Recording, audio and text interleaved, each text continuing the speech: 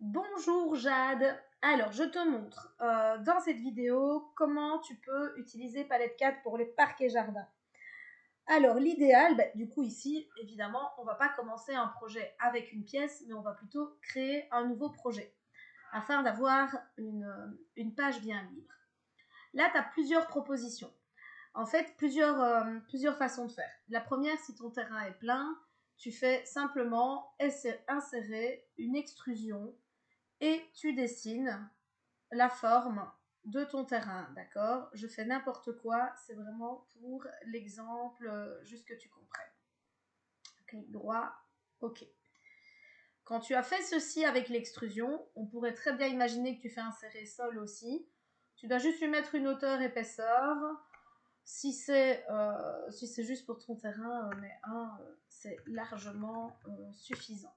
D'accord? Voilà. Et je dis OK. Une fois que tu as créé ceci, tout ce qui est allée, etc., c'est pareil. Soit tu utilises l'extrusion, donc si je fais extrusion, tu peux très bien faire des allées, soit tu utilises des lignes, soit tu utilises des arcs, soit tu utilises des splines, mais bon, ça c'est plutôt de la formation, hein, mais je te montre quand même, comme ça, clic droit. Ah, attends, il fallait que je retourne au début.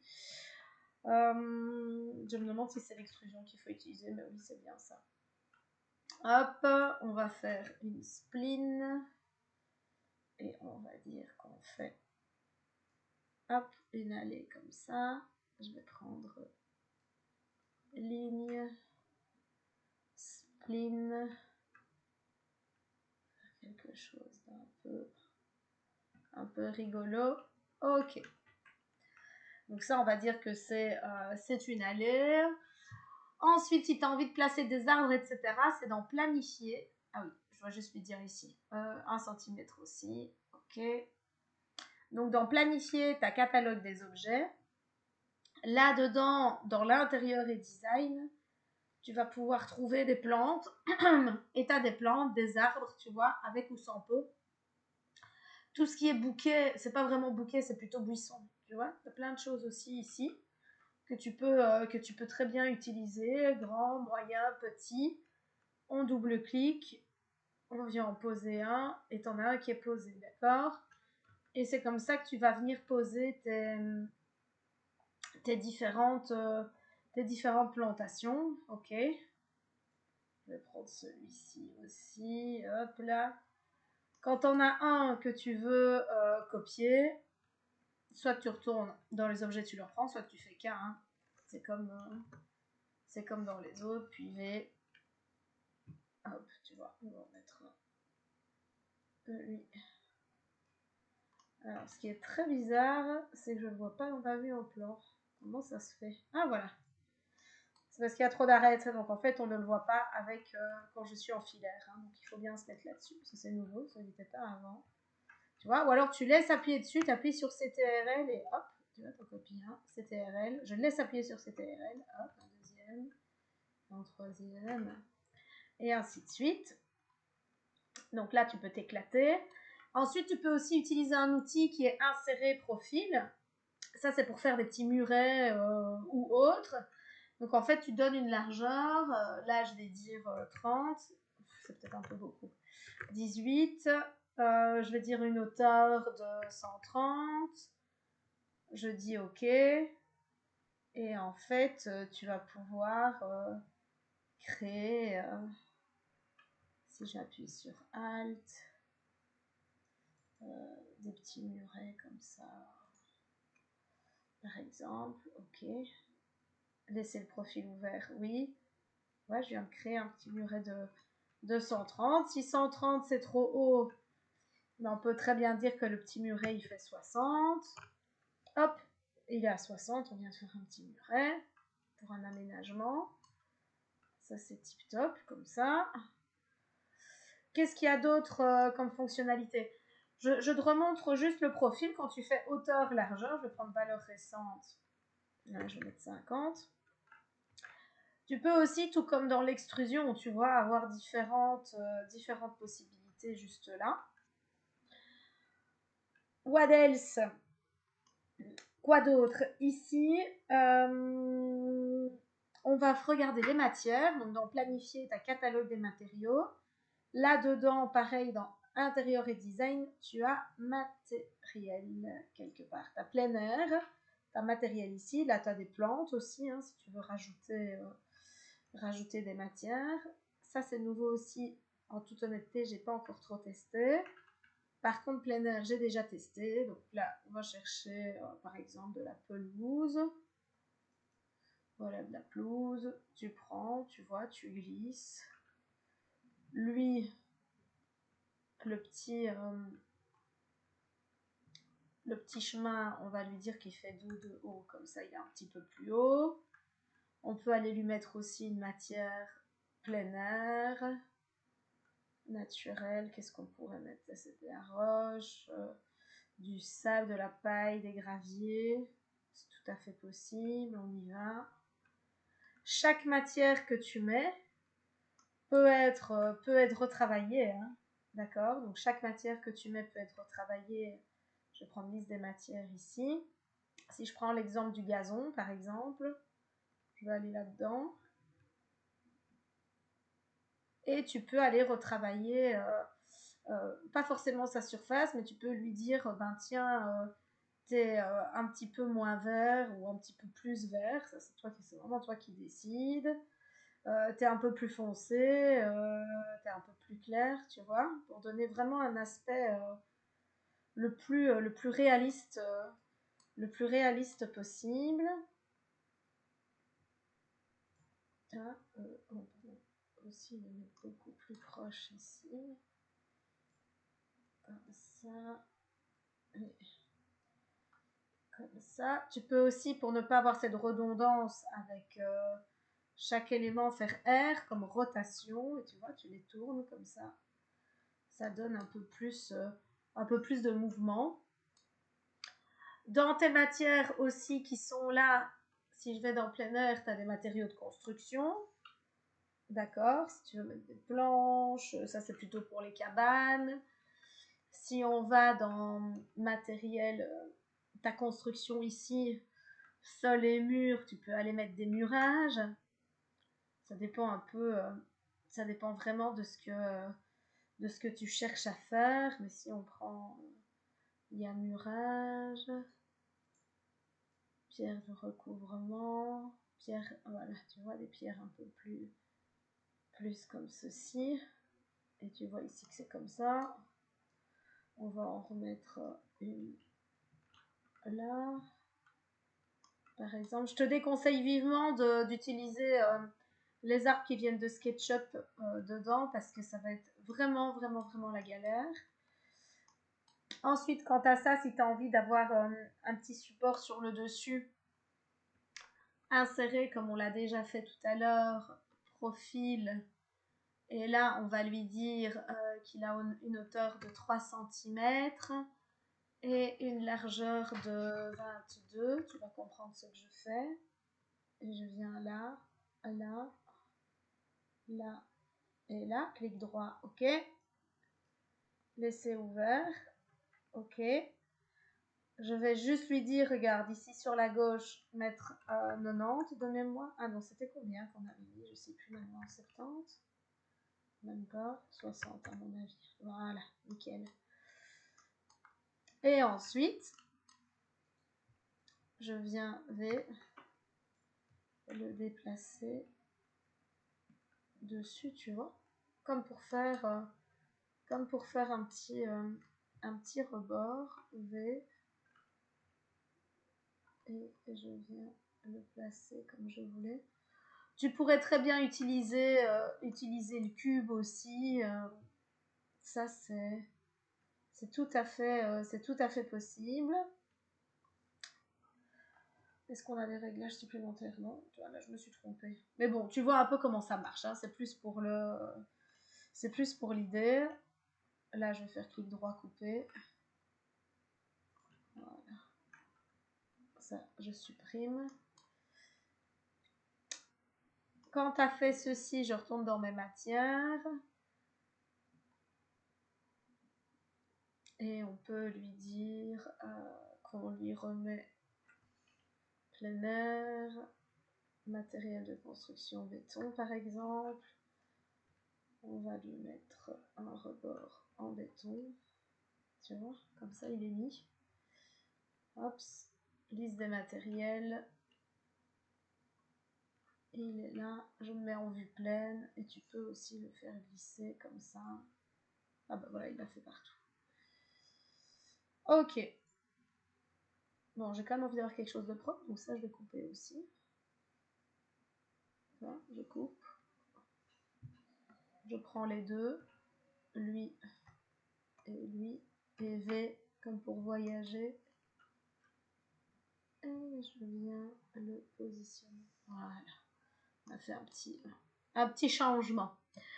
Alors, quand ça c'est comme ça, les caméras, c'est parti. Moi, je vais prendre une nouvelle qui regarde, par exemple, comme ceci. Comme ça, on voit ici ce que ça donne, ce que tu as dessiné. N'hésite pas à prendre plus de recul si tu en as envie. Tu peux aussi dessiner des piscines. Je vais te le mettre dans le mail sur la façon de faire. Voilà. Et là, on est comme ça. Je dis OK. Si tu veux utiliser un arrière-plan, c'est-à-dire mettre un décor à la place du bleu, petit appareil photo, arrière-plan. Soit tu vas chercher une photo, soit tu viens en chercher ici dans les arrière-plans qu'il y a dans Palette CAD directement, à voir celui qui irait bien. Tu vois, hop, là j'ai mis celui-là. Ben, on pourrait très bien imaginer que c'est un jardin qui sépare les deux maisons qui sont juste là. Hein.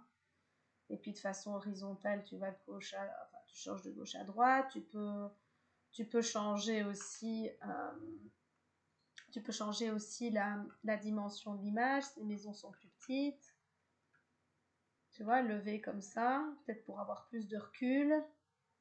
Allez, de gauche à droite, ben là ça va être un peu compliqué. Hein. La dimension n'était pas trop mal dès le début. Donc je vais remettre vertical comme ceci. Fermer. Et quand je te dis que le rendu, je vais juste remettre ma caméra. Ouais, caméra. Ah, peut-être la mettre comme ceci. Tu vois, en fait, j'ai pas fait mon sol assez grand là, donc c'est pas grave. Écoute, toi tu le feras correctement. C'est vraiment pour l'exemple. Donc quand tu as placé ta caméra et que tu as ceci, si je lance un rendu photoréalisme haut de gamme, tu vas avoir ceci. Mais on voit, quoique ils ont fait vraiment des grosses améliorations par rapport à quand moi j'utilisais Palette CAD, on voit quand même ce qu'il y a en 3D de faux et ce qu'il y a de vrai derrière. Ce qui est très sympa aussi, c'est quand tu utilises l'aquarelle, il va te le redessiner d'une façon plus artistique. Et bon, moi j'ai mis mes ombres en blanc, mais tu es totalement libre de mettre les ombres que tu désires. Ah ben là, pour le coup, ça donne moins bien l'aquarelle, tu vois. Pour cet exemple-ci que je viens de te donner, ben j'utiliserai soit le photoréalisme, soit le haut de gamme. Mais au moins, tu comprends le principe. Alors, quand ça c'est fait, ça c'est une des premières façons de faire. Donc, je vais juste faire un petit copier. Je vais mettre Jade. -1. Je vais mettre dans le bureau.